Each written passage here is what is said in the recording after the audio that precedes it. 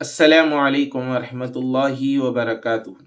نحمدہ ونصلی ونسلم علی رسولہ الکریم اما بعد۔ عزیزان محترم، ناظرین اکرام، عزیز طلبہ، الحمدللہ عز وجل کہ ہم نے اربعین نووی کا آغاز کیا تھا اور پہلی حدیث شریف ہم نے سماعت کی تھی۔ اب دوسری حدیث امام نووی لے کر آئے ہیں جس حدیث کو حدیث جبریل بھی کہتے ہیں۔ آئیے ہم اس حدیث پاک کا یہ حدیث کی عبارت اور اردو ترجمہ ہم سماعت کرتے ہیں۔ ان عمر بن الخطاب رضی اللہ عنہ، امیر المؤمنین سیدنا عمر بن خطاب رضی اللہ تعالیٰ عنہ سے روایت ہے، قال، آپ نے فرمایا، انہوں نے کہا، بینما نحن عند رسول اللہ صلی اللہ علیہ وسلم ذات یومین، کہ ایک دن ہم نبی کریم صلی اللہ علیہ وسلم کی خدمت اقدس میں حاضر تھے، اذ طلع علینا رجل شدید بیاض الثیاب، کہ ایک اچانک ہمارے درمیان، ہمارے سامنے ایک ایسے صاحب، ایک ایسے نوجوان، ایک ایسے آدمی نمودار ہوئے، ظاہر ہوئے، شدید بیاض الثیاب، جن کے کپڑے بہت زیادہ سفید تھے، سواد الشعر، اور جن کے بال خوب گھنے کالے سیاہ تھے، لا یرا علیہ اثر السفر، وہ ان کے اوپر کوئی سفر کے آثار ظاہر نہیں ہو رہے تھے، لا یعرفہ منا احد، اور ہم میں سے کوئی انہیں پہچانتا بھی نہیں تھا۔ جو باہر سے سفر سے آئے تھے لیکن کپڑوں پر کوئی دھول وغیرہ غبار کے نشانات موجود نہیں تھے، بالکل سفید کپڑے، سیاہ بال، اور اچانک ایسے نمودار ہوئی ہم میں کہ ہم میں سے کوئی ان کے بارے میں جانتا پہچانتا نہیں تھا۔ حتی جلس الی النبی صلی اللہ علیہ وسلم، یہاں تک کہ وہ نبی کریم صلی اللہ علیہ وسلم کے سامنے بیٹھ گئے۔ اب انداز کیسا تھا بیٹھنے کا؟ فَأَسْنَدَ رُكْبَتَيْهِ إِلَى رُكْبَتَيْهِ، یہاں تک کہ حضور پاک علیہ السلام کے پاس جب بیٹھے وہ، تو ان کی کیفیت یہ تھی کہ انہوں نے اپنے گھٹنوں کو نبی کریم صلی اللہ علیہ وسلم کے گھٹنے مبارکہ سے مس کر دیے۔ اس کے بعد راوی کہتے ہیں، وہ وضع کفیہ علی فخذیہ، اور انہوں نے اپنے دونوں ہاتھوں کو اپنے زانوں پر رکھ لیا، جیسے ہم حالت نماز میں تشہد کی حالت میں قاعدے میں جس طرح بیٹھتے ہیں، تو اس طرح با ادب حضور پاک علیہ السلام کے اتنے زیادہ قریب ہو کر بیٹھ گئے۔ وقال، اور انہوں نے کہا، یا محمد اخبرنی عن الاسلام، اب وہ چند سوالات کرنے لگے۔ سب سے پہلا سوال انہوں نے یہ کیا کہ اے محمد عربی صلی اللہ علیہ وسلم، مجھے اسلام کے بارے میں خبر دیجیے، یعنی اسلام کیا ہے، اسلام کے متعلق مجھے بتائیے۔ تو حضور پاک صلی اللہ علیہ وسلم نے قال، ارشاد فرمایا، الاسلام ان تشہد ان لا الہ الا اللہ وان محمد رسول اللہ، اسلام یہ ہے کہ تم گواہی دو اس بات پر کہ اللہ کے سوا کوئی معبود نہیں اور حضرت محمد مصطفیٰ صلی اللہ علیہ وسلم اللہ کے رسول ہیں۔ پھر اس کے بعد بتایا گیا، وَتُقِيمَ الصَّلَاةَ وَتُؤْتِيَ الزَّكَاةَ، اور ہمیشہ نماز قائم کرو اور زکوٰۃ ادا کرو، وَتَصُومَ رمضان، اور ماہ رمضان المبارک کے روزے رکھو، وَتَحُجَّ الْبَيْتَ إِنِ اسْتَطَعْتَ إِلَيْهِ سَبِيلًا، اور بیت اللہ کا حج کرو اگر وہاں تک پہنچ سکو، یعنی اگر تمہارے اندر اتنی طاقت ہے کہ تم بیت اللہ پہنچ سکتے ہو تو وہاں تک پہنچ جاؤ۔ قال، اب سوال کرنے والے سائل نے کہا،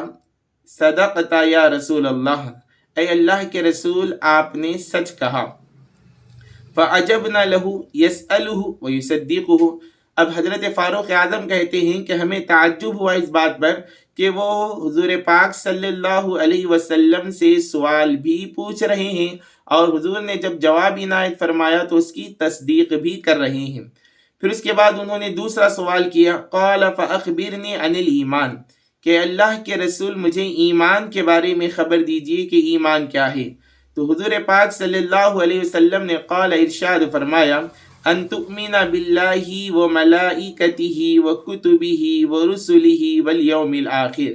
کہ تم اللہ پر ایمان لاؤ، اس کے فرشتوں پر ایمان لاؤ، اس کی کتابوں پر ایمان لاؤ، ورسلہ اس کے تمام رسولوں پر ایمان لاؤ، والیوم الآخر اور آخرت کے دن پر، قیامت کا دن جسے کہتے ہیں ڈومس ڈے جسے کہا گیا، قیامت کا دن، اس دن پر ایمان لاؤ۔ پھر اس کے بعد بتایا گیا وَتُؤْمِنَ بِالْقَدْرِ خَيْرِهِ وَشَرِّهِ اور تقدیر پر ایمان لاؤ کہ اس کی خیر اور شر یعنی اچھائی اور برائی، فائدہ اور نقصان، خیر اور شر دونوں تقدیریں اللہ ہی کی طرف سے ہیں۔ پھر اس کے بعد وہ سائل نے کہا قال صدقتا یا رسول اللہ، اے اللہ کے رسول آپ نے سچ کہا، آپ جو جواب عنایت فرمائیں بالکل سچ ہے۔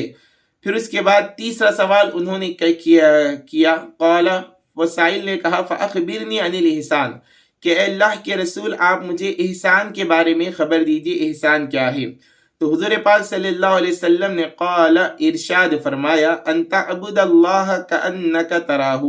کہ تم اللہ کی ایسے عبادت کرو گویا کہ تم اسے دیکھ رہے ہو، خدا سامنے ہے اور خدا کے جلووں میں گم ہو کر خدا کو دیکھتے ہوئے اللہ کی عبادت کرو۔ فإن لم تکن تراہ اگر تم اس معبود برحق کو نہیں دیکھ سکتے تو فإنہ یراک تو یہ تصور کر کے تم عبادت کرو کہ وہ رب ذوالجلال تمہیں دیکھ رہا ہے۔ قال اس کے بعد اگلا سوال سائل نے کیا فأخبرنی عن الساعۃ کہ مجھے خبر دیجئے قیامت کے بارے میں کہ قیامت کب آنے والی ہے، قیامت کب آئے گی، کس وقت آئے گی، اس کے بارے میں خبر دیجئے۔ تو حضور پاک صلی اللہ علیہ وسلم نے قال ارشاد فرمایا مل مسئول عنہا بأعلم من السائل کہ یہ قیامت کا علم ایک راز والا علم ہے، ایک پوشیدہ یہ علم ہے، اس کے بارے میں تم بھی جانتے ہو میں بھی جانتا ہوں، اس راز کو ظاہر مت کرو۔ جو سوال تم کر رہے ہو ایک مجموعے میں کر رہے ہو، صحابہ کرام کا ایک جمع غفیر موجود ہے، حضور پاک علیہ السلام نے نہایت نفیس جواب ارشاد فرمایا کہ مل مسئول عنہا کہ تم جو سوال کر رہے ہو مسئول سے زیادہ یعنی سائل سے زیادہ مسئول نہیں جانتا، یعنی جتنا علم تمہارے پاس ہے وہ علم میرے پاس بھی ہے، تم بھی جانتے ہو قیامت کب آنے والی ہے، میں بھی جانتا ہوں، وہ راز کی بات ہے، اچانک واقع ہونے والی ہے، اس کو راز ہی میں رہنے دو۔ اس کے بعد سائل نے کہا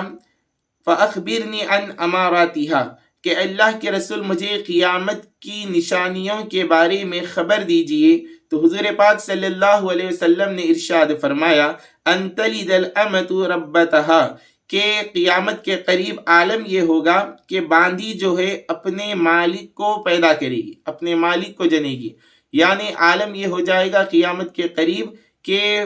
بڑے چھوٹوں کا جو امتیاز ہے وہ ختم ہو جائے گا۔ اس کے بعد وَأَن تَرَى الْحُفَاةَ الْعُرَاةَ الْأَعْلَةَ رِعَاءَ الشَّاءِ پھر اس کے بعد ارشاد فرمایا کہ برہانہ لنگے پیر رہنے والے اور برہانہ بدن یعنی لنگے بدن رہنے والے فقیر لوگ جو ہوں گے جن کے پاس مال و دولت کا کوئی ذخیرہ نہ ہوگا، اور بکریوں کے جو چرواہے ہوں گے وہ یتطاولون فی البنیان وہ فخر کریں گے اونچے اونچے محلات میں۔ قال پھر فرمایا ثم انطلق فلبثت ملیا ثم قال لی یا عمر پھر اس کے بعد یہ تمام سوالات ہو گئے، علامت قیامت بتا دی گئی۔ اس کے بعد وہ سائل جب چلے گئے تو راوی کہتے ہیں حضرت عمر کہتے ہیں کہ پھر وہ سائل جانے کے بعد میں کچھ دیر وہیں پر ٹھہرا رہا تو حضور پاک علیہ السلام نے مجھ سے فرمایا یا عمر اے عمر اتدری من السائل اے عمر کیا تم جانتے ہو کہ یہ سوال کرنے والا کون ہے؟ تو میں نے عرض کیا قلت اللہ ورسولہ اعلم کہ اللہ اور اس کے رسول زیادہ بہتر جانتے ہیں کہ یہ سائل کون ہے۔ تو حضور پاک علیہ السلام نے ارشاد فرمایا فإنہ جبرائیل کہ یہ جبرائیل ہے، اتاکم یعلمکم کہ یہ تمہارے پاس اتاکم یعلمکم دینکم یہ تمہارے پاس تمہارا دین سکھانے کے لیے آئے تھے۔ تو عزیزان محترم یہ حدیث رواہ مسلم شریف کی یہ روایت ہے۔ اب اس حدیث شریف سے ہمیں درس یہ مل رہا ہے کہ حضرت جبریل جو اچانک تشریف لائے تو حضور پاک علیہ السلام حضرت جبریل کو جانتے ہیں، کیونکہ حضرت جبریل جب حضور کی خدمت میں حاضر ہوئے تو اتنے زیادہ قریب ہو گئے کہ آپ کے گھٹنے نبی کریم علیہ السلام کے گھٹنے مبارکہ کو مس کرنے لگے۔ تو اس سے یہ معلوم ہوا کہ حضور کے آنے والے کو جانتے ہیں، یہ جبریل ہے۔ پھر اس کے بعد سوالات جو کیے گئے تو سوالات کا ہونا یہ بتا رہا ہے ایمان، اسلام اور احسان کے بارے میں بتایا گیا کہ ایمان یہ ہے کہ اللہ پر ایمان اور اس کے تمام یعنی ایمان مفصل کی جو خود تفصیلات ہے اس پر ایمان لانا، اسلام اللہ کو ایک ماننا، حضور پاک علیہ السلام کو اللہ کے آخری رسول ماننا، نماز، روزہ، زکوٰۃ اور حج کی پابندی کرنا۔ احسان کے بارے میں یہ بتایا گیا کہ تم اللہ کی ایسے عبادت کرو گویا کہ تم خدا کو دیکھ رہے ہو، اگر خدا کو دیکھ نہیں سکتے تو ایسی عبادت کرو کہ گویا کہ رب تمہیں دیکھ رہا ہے۔ یہ تصور کر کے جب نماز ادا کی جائے، عبادتیں ادا کی جائے تو عبادتوں میں اخلاص پیدا ہوتا ہے اور عمل ریاکاری سے محفوظ رہتا ہے۔ پھر اس کے بعد بتایا گیا قیامت کا سوال جو کیا گیا تو سائل کا سوال کرنا یہ بتا رہا ہے، یہ ہمیں درس مل رہا ہے، یہ عقیدہ مل رہا ہے کہ سوال ان سے کیا جاتا ہے جن کو جواب معلوم ہو۔ تو حضرت جبریل کا یہ عقیدہ تھا اور سکھا رہے ہیں ساری امت کو کہ نبی کریم علیہ الصلوۃ والسلام کو اللہ نے ما کان وما یکون کا علم عطا کیا ہے، حضور غیب کی خبر جانتے ہیں، اور مختلف موقعوں پر حضور نے دن بھی بتا دیا کہ 10 محرم کا دن ہوگا، جمعہ کا دن ہوگا، قیامت قائم ہوگی، لیکن اس وقت ظاہر اس لیے نہیں کیا گیا کہ اس کو راز کی بات ہے وہ راز میں رہنے دو۔ پھر اس کے بعد اس کی تمام علامات بیان کر دی گئی کہ قرب قیامت کا معاملہ یہ ہوگا کہ ماں اور بیٹے کا فرق ختم ہو جائے گا، بیٹا ماں کے ساتھ وہ سلوک کرے گا جیسا کہ ایک باندی کے ایک چھوٹا